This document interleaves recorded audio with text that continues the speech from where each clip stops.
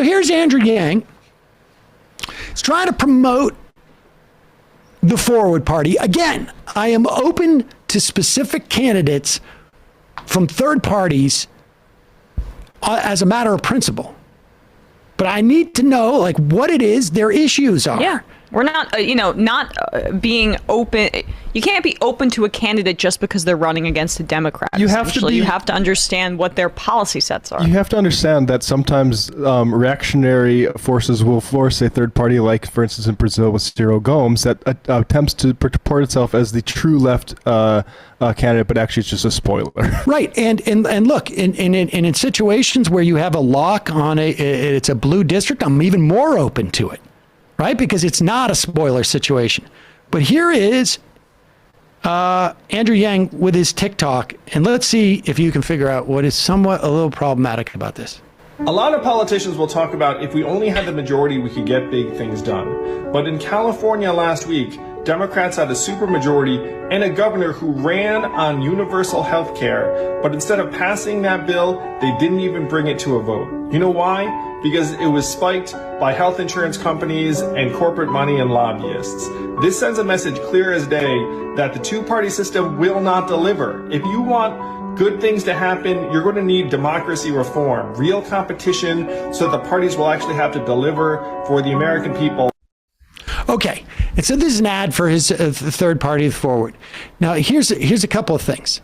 One, Gavin Newsom did not run on universal health care.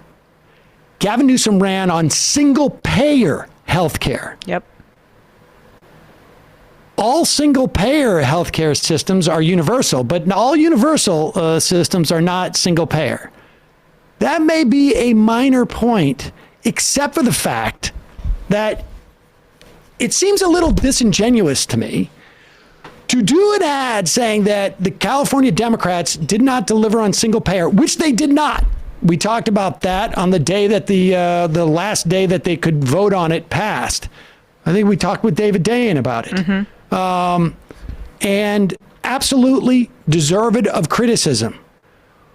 But the criticism should be, you didn't deliver single-payer health care. We demand single-payer health care.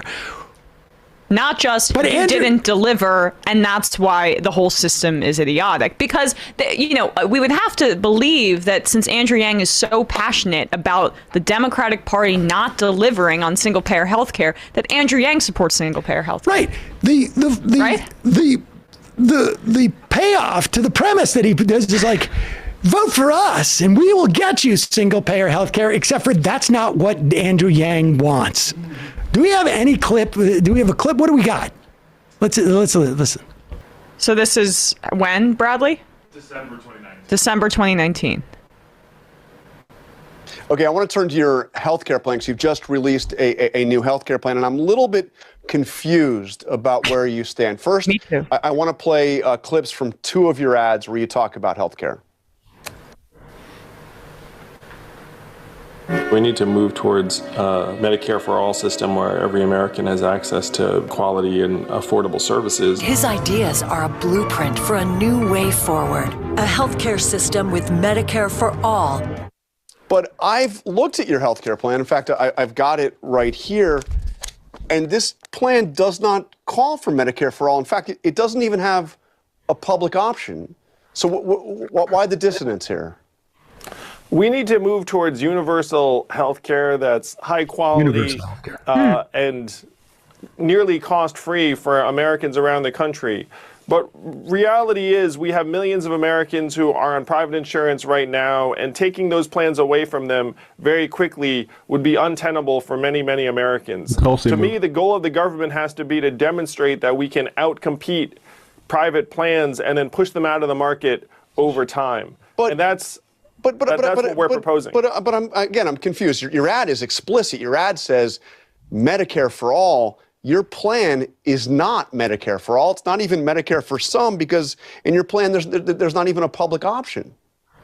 Our plan is to expand a universal health care system to all Americans. Medicare for all is not the name of a bill. Medicare for all is universal health care for all Americans. But Medicare for all is Medicare for all, right? I mean, Well, our healthcare plan would be based on Medicare and expanding it over time to more and more Americans. You lower the eligibility age and then you make it widely accessible. Okay. Okay, and a public option, incidentally, is the way that you have the public option compete. And if there's no public option, in other words, there's an explicit clip of him in 2019 saying a public option to compete with private insurance. So let's be real here. He does not want a single payer health insurance. And so he's using an issue that he doesn't even support as an indicative of that the system is broken. That's familiar. I see that a lot. Certain people say like, oh, Joe Biden's this tough on crime guy. And then after Biden gets in president, they're saying, why are the Democrats defunding the police? They kind of just care about attacking the Democrats. Yeah. And look, I got no problem, with attacking the Democrats. And I have no problem with attacking the Democrats in California for not passing the single payer bill like they promised.